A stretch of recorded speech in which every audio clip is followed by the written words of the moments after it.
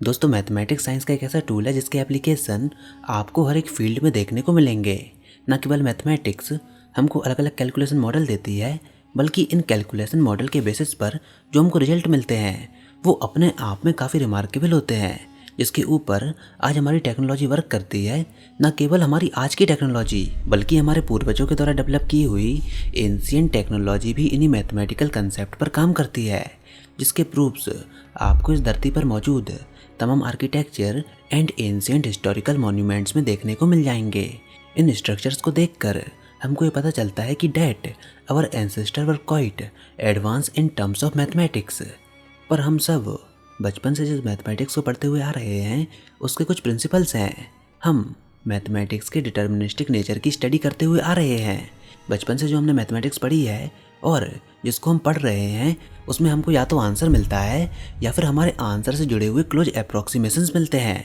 Means हम mathematics में certain equation को सॉल्व करते हैं और उन इक्वेशन से मिलने वाली वैल्यूज़ को हम अपने आंसर की तरह ट्रीट करते हैं।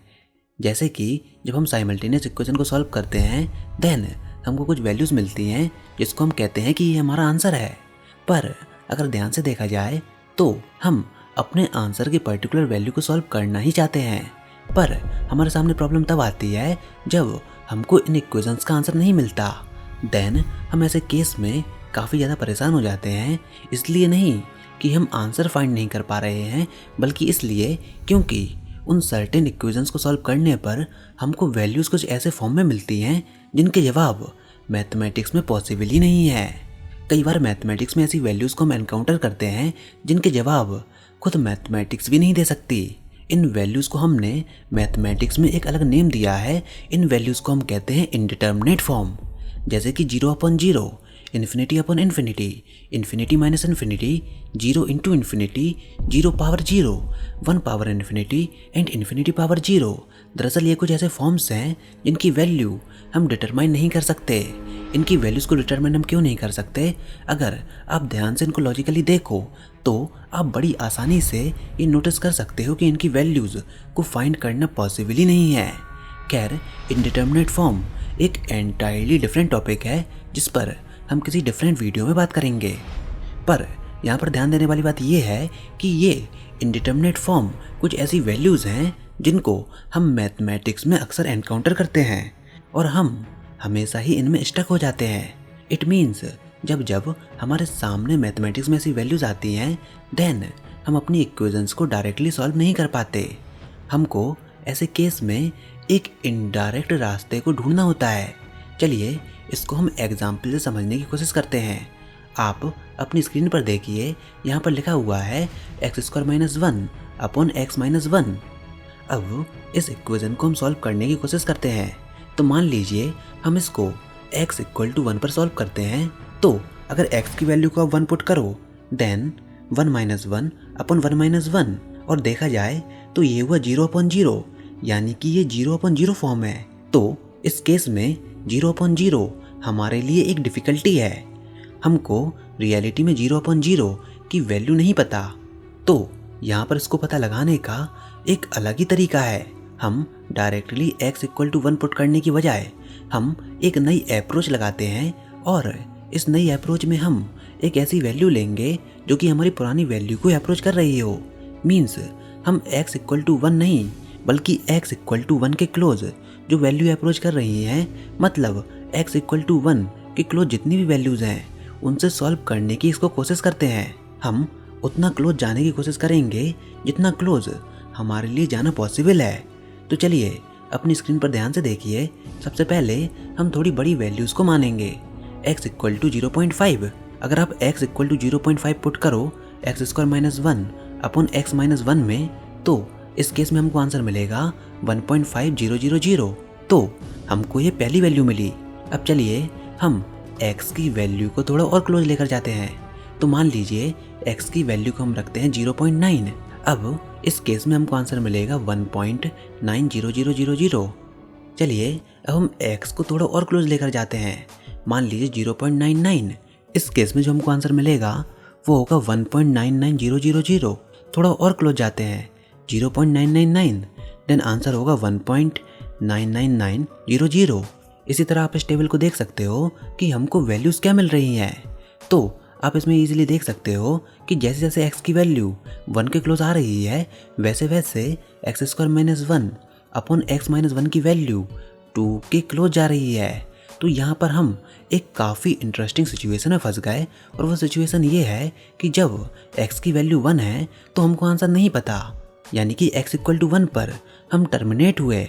बट हम ये देख सकते हैं कि जैसे जैसे हम x इक्वल टू 1 के क्लोज जा रहे हैं देन हमारा आंसर 2 की तरफ जा रहा है, बट हम 2 आंसर दे नहीं पा रहे हैं। तो इस प्रॉब्लम को दूर करने के लिए मैथमेटिक्स में मैथमेटिशियंस एक स्पेशल वर्ड का यूज़ करते हैं, और वो स्पेशल वर्ड है लिमिट्स। जी हाँ, लिमिट्स। तो लिमिट्स जैसा कि इसका नाम है, ये हमको ये बताती है कि कोई चीज़ कहाँ तक जा सकती है, उसकी क्या लिमिट है। तो यहाँ पर limit x square minus 1 upon x minus 1 is equal to 2 as x approaches to 1। अभी जो मैंने आपको स्टेटमेंट कही कि जब x 1 को अप्रोच करता है मतलब 1 के काफ़ी क्लोज चला जाता है, देन इस इक्वेशन की लिमिट हमको 2 मिल जाती है। मतलब लिमिट्स ये कहने का एक स्पेशल तरीका है कि हम भूल जाते हैं कि क्या होगा जब हम उस पॉइंट पर पहुंच जाएं, बट जैसे जैसे हम उस पर्टिकुलर पॉइंट के काफ़ी क्लोज पहुंच जाते हैं देन हमारा आंसर इस केस में 2 के काफ़ी क्लोज पहुंच जाता है।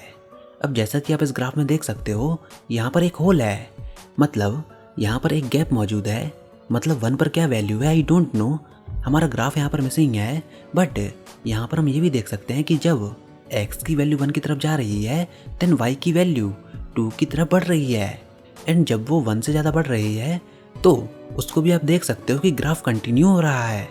ये बिल्कुल उसी तरह से है जैसे कोई एथलीट किसी माउंटेन पर चढ़ रहा है और किसी पर्टिकुलर पॉइंट पर आने पर उसको रास्ता नहीं मिला, पर यहाँ पर हमने केवल एक साइड से चेक किया, हमको दूसरी साइड से भी चेक करके देखना होगा कि क्या पता कि क्या हो जाए। जिस तरह हमने 0.5 से 0.99 तक वैल्यू को चेक किया, उसी तरह अब हम नंबर लाइन के दूसरी तरफ से चेक करेंगे। 1.5 से चलते हुए 1.0001 तक इसको लेकर जाएंगे। तो फिर से आप इस टेबल को देखिए, हम x की वैल्यू को 1.5 रखते हैं, तो इस केस में x square minus 1 upon x minus 1 की वैल्यू हमको मिलेगी 2.5। 1.1 को रखते हैं तो आंसर हमको मिलता है 2.1000। इसी प्रकार आप इस टेबल में देख सकते हो कि जैसे जैसे हम x की वैल्यू को 1 की तरफ क्लोज लेकर जा रहे हैं तो हमारा आंसर 2 की तरफ अप्रोच कर रहा है। तो यहाँ पर दोनों साइड से वैल्यूज़ मैच हो रही हैं। पर अब मैं आपको एक और ग्राफ दिखाता हूँ।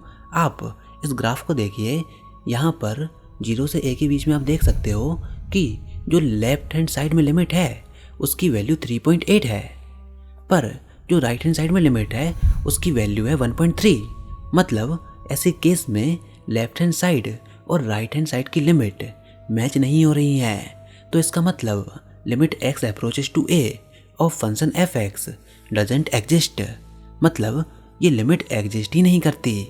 तो इसका मतलब limit x approaches to a of a function fx doesn't exist, मतलब ये लिमिट एग्जिस्ट ही नहीं करती ना। अब ऐसा भी नहीं है कि लिमिट का कंसेप्ट केवल डिफ़िकल्ट फंक्शन पर ही एप्लीकेबल होता है, बल्कि ये उन सारे फंक्शंस पर भी एप्लीकेबल होता है जिनकी वैल्यूज़ हम पहले से ही जानते हैं। अब चलिए हम यहाँ पर एक इंटरेस्टिंग आइडिया को लेकर आते हैं। लिमिट के कंसेप्ट के द्वारा हम इन्फिनिटी के क्लोज जाने की कोशिश करते हैं। तो हम जानते हैं कि इन्फिनिटी एक स्पेशल आइडिया है जहाँ तक कोई भी नहीं पहुँच सकता। तो हम एक इंटरेस्टिंग क्वेश्चन से स्टार्ट करते हैं। तो क्वेश्चन ये है कि 1 अपॉन इन्फिनिटी की वैल्यू क्या है। तो इसका आंसर हमको नहीं पता। हमको इसका आंसर क्यों नहीं पता? क्योंकि इन्फिनिटी कोई नंबर नहीं है, ये असल में एक आइडिया है। चलिए अब इस आइडिया को अप्रोच करने की हम कोशिश करते हैं। तो इन्फिनिटी का मतलब है काफ़ी ज़्यादा लार्ज वैल्यूज़। तो हम स्मॉल वैल्यू से स्टार्ट करते हैं, x इक्वल टू 1 पुट करते हैं तो 1 अपॉन एक्स की वैल्यू होगी 1। x इक्वल टू 2 पुट करते हैं तो 1 अपॉन एक्स की वैल्यू होगी 0.5। 4 पुट करते हैं तो वैल्यू होगी 0.25। 10 पुट करते हैं तो वैल्यू होगी 0.10। ऐसे ही हम वैल्यूज़ को बढ़ाते जाएं। तो अगर हम 1000 पुट करते हैं तो वैल्यू होगी 0.00010। तो यहाँ पर आप ये देख सकते हो कि जैसे जैसे वैल्यूज़ बढ़ रही हैं हम 0 की तरफ अप्रोच कर रहे हैं। तो अब हम यहाँ पर एक काफ़ी इंटरेस्टिंग सिचुएशन में हैं। तो हम ये नहीं कह सकते कि क्या होगा जब x की वैल्यू इन्फिनिटी तक पहुँच जाए, पर यहाँ पर आप देख रहे हैं कि 1 अपॉन एक्स की वैल्यू जीरो को अप्रोच कर रही है जैसे जैसे हम बड़े नंबर की तरफ जा रहे हैं। तो ऐसे में हम यूज़ करते हैं concept of limit. Limit x tends to infinity 1/x equal to 0। अब ऐसा भी नहीं है कि लिमिट्स का यूज़ केवल मैथमेटिक्स में होता है, बल्कि लिमिट्स का यूज़ फिजिक्स में भी होता है, क्योंकि लिमिट ऐसा टूल फिजिक्स के कई सारे प्रॉब्लम्स को सिंप्लीफाई करने में यूज़ होती है। खैर, फिजिक्स में कहाँ कहाँ पर इसका यूज़ होता है, इसका जवाब आप हमको कमेंट सेक्शन में लिख कर ज़रूर बताइएगा। फिलहाल आपको लिमिट के कंसेप्ट का आइडिया ज़रूर लग गया होगा कि आखिर हम इसका यूज़ मैथमेटिक्स में क्यों करते हैं और कहाँ पर करते हैं और कब करते हैं। तो फिलहाल आज की वीडियो में बस इतना ही। आई होप आपको ये वीडियो ज़रूर पसंद आई होगी। अगर ऐसा है तो इस वीडियो को लाइक कीजिए, अपने दोस्तों के साथ शेयर कीजिए, और अगर आपने हमारा चैनल अभी तक सब्सक्राइब नहीं किया तो इसको सब्सक्राइब कर लीजिए ताकि आगे आने वाली कोई वीडियोस और अपडेट्स आपसे मिस ना हो पाएँ।